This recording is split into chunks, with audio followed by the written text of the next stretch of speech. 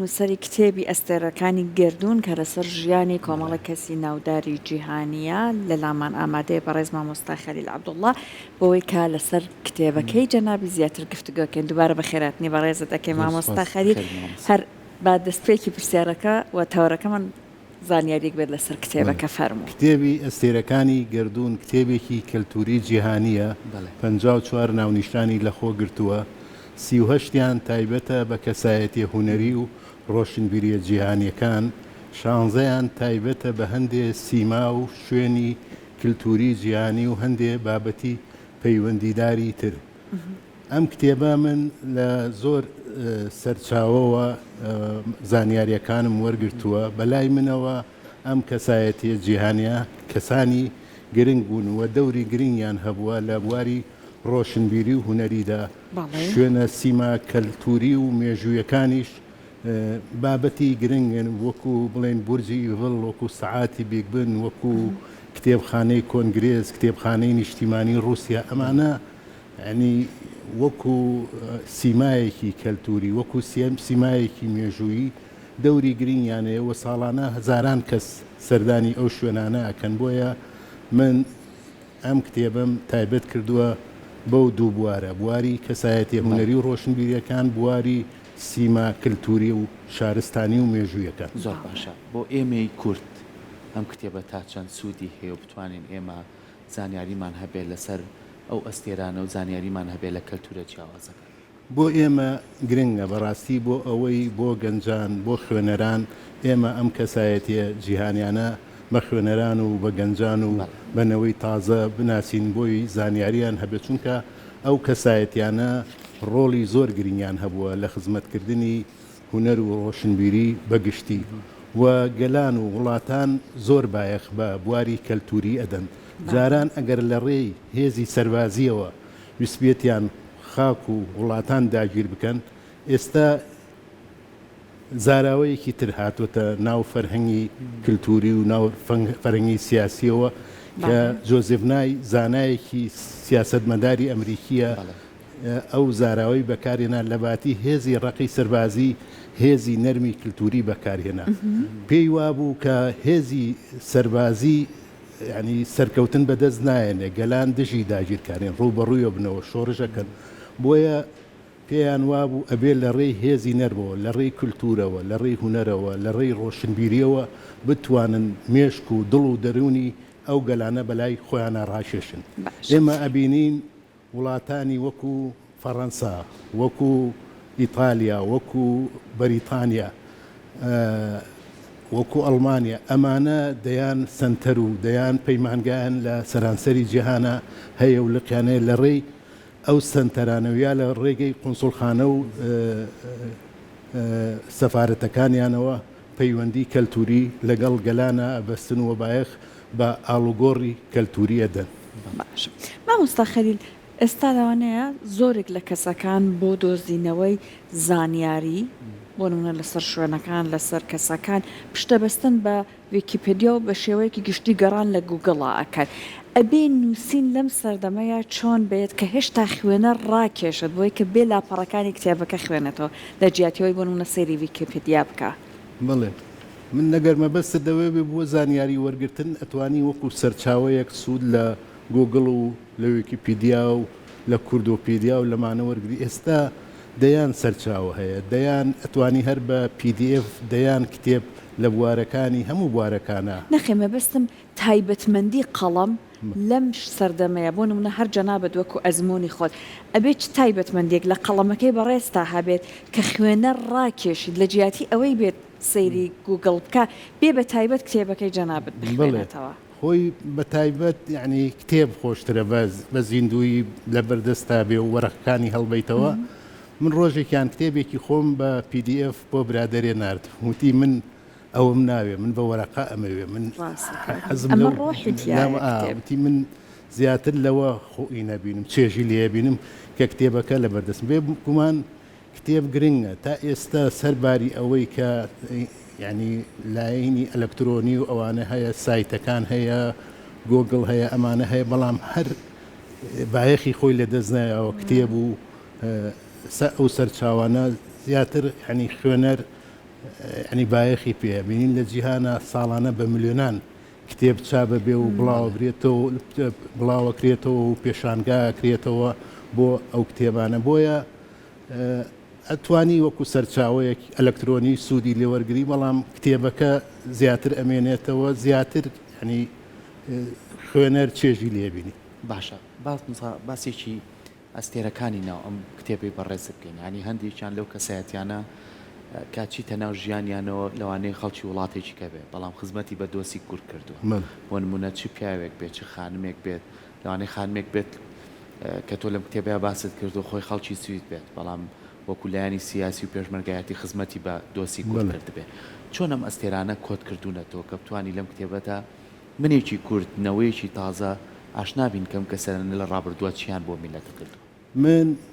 باسی ئەوە بکەم من زیاتر بایەخم بە کەسایەتیە کوردستانیەکانەیە ڕۆشنبیری و هونەرەکانی کوردستانی چی وای لێ کردم کە بچم بۆ ئەم جیهانیانە بیرۆکەکەیم لە چیەوە بۆ هات من حەزەکەم باسیەوە کە من جارێکیان سەردانی قۆنسوڵخانەی ئیتالیام کرد لەوێ هەر کتێب هەندێک کتێبی خۆم پێشکەش بە قۆنسوڵ کرد قۆنسوڵ وتی من کەسێکی سیاسی و دیبلۆماسیم ئیشی من سیاست و دیبلۆماسیەتە بەس من لە وڵاتێکی کەلتوریم بایەق زۆر بە کەلتورین وتی ئەو کتێبانە وتی پێم خۆشە کە بۆم باس کرد وتی هەرچەند بە کوردی نووسرا بەڵام بایەخی خۆی هەیە کە تۆ ئەم هەموو کەسایەتیە کوردت لە بواری ڕۆشنبیری و هونەریە کۆ کردوتەوە وەکو ئینسکلۆپیدیایەک وایە وتی منیش کتێبێکت پێشکەشەکەم بزانم مەزانی ئەم کەسایەتی چێە و چیە وتی دیوانی دانتی بە ئینگلیزی دی دانتی کێیە زانی معلوماتت تێوتم دانتی شاعیرێکی مەلحەمی بووە بە باوکی زمانی ئیتالی دانرێت و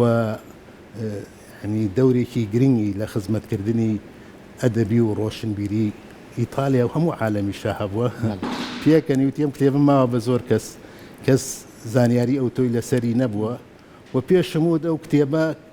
کتێبێکی کۆمیدیای ئیلاهی دانتی دکتۆر عەزیزگەردی کردوەتی بە کوردی و سێ بەرگە 1500 لاپەڕەیە دەستگای چاپ و پەخشی سەردەم چاپی کردووە وتی ئەزانین بۆ هەموو زۆربەی زمانە زیندوەکانی جیهان تەرجەمەکرا بەس نەمانزانی بۆ کوردی چاپکرا و لەمەوە من بە دوای زانیاری زیاترە لەسەر دانتی گەڕام وە چوشمە شارەکەی لە فلۆرەنسا بینیم پەیکەرەکان و ئەو ئیحتیمامەی پێدرا و یەکەم وتارم لەسەر دانتی نووسی بە دوو حەڵقە لە کوردستانی نوێ بڵاوم کرد ینی بیرۆکەکە لەوە بۆم هاویتر دوایی بایەخم بە کەسایەتیەکانی تری کللتوری و هونەری لە ئەوانەی کە زانیاریم لە سەریان هەبوو یا زانیاریم لە سەریان کۆ کردوێتەوە هەنی ئەو بۆ ماوەی ساڵ و نیوێک زیاتر من لەسەر ئەو کەسایەتیانە نووسیوە لە ڕۆژنامەی کوردستانی نوێش یەک لاپەڕیان بۆ تەرخان کردبووم بۆی بە تەفسیل لەسەرم کەسایەتیانە مامۆستا خۆ زۆربەی وڵاتەکان ڕۆشتووی بەرکەوتنت هەبووە لەگەڵ کەسایەتیە بەناوبانگەکان یان ئەگەر نەژما بێت لە ژیانیا کتێبەکەی هەیە نووسین هەیە لەسەری کەلتورە جیاوازەکانە بەتی کردو چەند دەوڵەمەن ئێمەی کورد ئەتوانین ئێمەش شانازی بە کەلتورەکەی خۆمانەوە بکەین و بە ئەستێرەکانمانەوە بکەین بەڵێ ئێمە زۆر ئێمە من ڕەم وایە کللتور ڕۆشنبیری و هونەر ینی لە سیاست گرنگترە و دیبلۆماسیەتی کللتوری کە ئێستا بووە بە لقێکی دیبلۆماسیەتی گشتی و لە هەموو وڵاتانە بایەخی پێدەن ئێمە دەتوانین سوودی لێوەرگین وە سوودیشمان لێوەرگرتووە ئێمە ئەتوانین نمونەی شاری سلێمانی بهێنینەوە شاری سلێمانی لەلایەن یونسکۆوە وەک شاری داهێنەری ئەدەبی ناسرا و چووە پاڵ دەیان پایتەخت و دەیان شاری داهێنەری ئەدەبی لە جیهانە ئەمە چییە؟ بۆچی سلێمانی ئەو نازناوە جیهانی پێ بە سلێمانی هەر لە سێ کوچکەی بابانەوە نالی و سالم و کوردی و بەدوایە و پێشتریش دەیان شاعیر و دەیان نووسەر و دەیان ئەدیبی هەیە ئەمە بۆتە جێگەی سەرنجی یونسکۆ کە دراسی شاری سلێمانیەکە ئەم هەموو شاعیر و نووسەر و ئەم کەسایەتیانەی هەیە پێشنیاز دەکەن کە سلێمانیش هیچی کەمتر نییە لەو شارە جیهانیانە ئەبێ بە شاری داهێنەری ئەدەبی و لە ساڵی 2019ەوە لە ڕۆژی لە سیوێکیدا لە ڕۆژی جیهانی شارەکانە سلێمانی بووە بە شاری داهێنەری ئەدەب واتە ئەتوانین بڵێن ئەدەب دەورێکی گرنگی هەیە بۆ ناساندنی هەر میلەتێک وە بۆ ناساندنی گەلی کوردستانیش لە ڕێگەی کللتورەوە بە وڵاتانی جیهان بێلەوە یعنی چەندین کەسایەتی چەندین نووسەر و کەسانی ناسراوی جیهانیە کە بایەخیان بە ئەدەب و هونەری کوردیە و دراسیان کردو و لێکۆڵینەوەیان لەسەر کردەوە بۆیە ئەدەب لایەنێکی گرنگە و دیبلۆماسیەتی ئەدەب دیبلۆماسیەتی هونەری ئەتوانێت لە دیبلۆماسیەتی سیاسی ڕۆڵی خۆی بجێڕێت. زۆر باش. ئەمە کتێبێکە لەسەر ئەستێرەکانی گەردون ژمارەێک لە کەسە ناودارەکانی جیهان. بۆ ناودارانی کورد بەڕێزت چیت کردووە؟ بەڵێ بۆ ناودارانی کوردیش من تقریبا 9 ساڵ زیاتر بایەخم بە کەسایەتیە ڕۆشنبیری و هونەریەکانداوە لە سەرانسەری کوردستانی گەورە. 3 بەرگم لەسەر نووسیوە بە ناوی چراکانی نیشتیمان. ئەخیر جار هەر 3 بەرگەکەم بە یەکەوە کۆ کردوێتەوە و پار چاپ بوو هەر لەم شاشە ڕەنگینەوە قسەمان لەسەر کرد و ناسانمان کە 403 ناونیشانی لە خۆ گرتووە لەسەر کەسایەتی ڕۆشنبیری و هونەری کوردستانی لە کوردستانی گەورەدا. باشە ئەو سەرچاوانی کە تۆ سوودی لێبینیون مامۆستا زۆر جار ئەڵێ سەرچاوەکان ئەگە لەبەر دەستا بێوەکو کتێب باوەڕ پێکراوترەوەکلەوەی کە تۆ لە کۆمەڵێ سایت و یان لە کۆمەڵە شتۆوەریگری تۆ چۆن سەرچاوەکانت کۆکرێت؟ من سەرچاوەکان سەرچاوی جیاواز بوون هەندێکیان کتێب بوون هەندێکیان لە ڕێی گوگڵ و ئەوانەوە معلوماتم کۆ کردەوە هەر لە سوودم لە کتێبخانەی ئەلەکترۆنیش وەرگرتووە. جاری وا بووە کتێبێک ئەگەر لە بەغایە لە هەر شارێکی تر هەبوو بێ ئەوانە پەیجوشتیان هەیە داوام کردووە کتێبەکەیان بێنم یعنی من هەم لە بواری سەرچاوی ئەلەکترۆنی هەم کتێبیش کە ئەو کتێبانم دەستکەوتووە کڕیمە سوودم لێ وەرگرتون وەکو سەرچاوە بەکارم هێناوە بۆ ئەوەی لەسەر ژیان و بەرهەمەکانی ئەو کەسایەتی جیهانیانە بنووسم و هەم بۆ کەسایەتی کوردستانیەکانیش بە هەمان شێوە لەو سەرچاوانە سوودم وەرگرتووە. زۆر زۆر سپاس بۆ هەوڵە جوانەکانی بەڕێزت زۆر زۆر سپاس بۆی کە ساڵانێکی زۆرە بە قەڵەمەکەی خۆت خزمەت ئەەکەیت بە ئەدەبی کوردی هەر بمێنی بەخێراتن. زۆر زۆر سپاس بۆ تۆ مامۆستا هیوای دەستخوشی بۆ ئەوەی کە بتوانی بە شێوازێکی باشتر کار لەسەر کەلتوری خۆشمان و لەسەر دابوونەریتی خۆمان لەسەر ئەستێرەکانی خۆمان لەسەر ئەو کەسایەتیانی تر لە بواری سیاسیا بێ ڕۆژنامەنووسیا بێ و لە بواری ئەدەبا بێ کە ناوێکی گەورەیە بۆ شاری سلەیمانی و بۆ شار و شارچکەکانی تریش بەڕێز نامتوانێت کاری لەسەر بکەن. دووبارە سپاس بۆ ئامادەبوونیت. زۆر زۆر بەخێر بیست.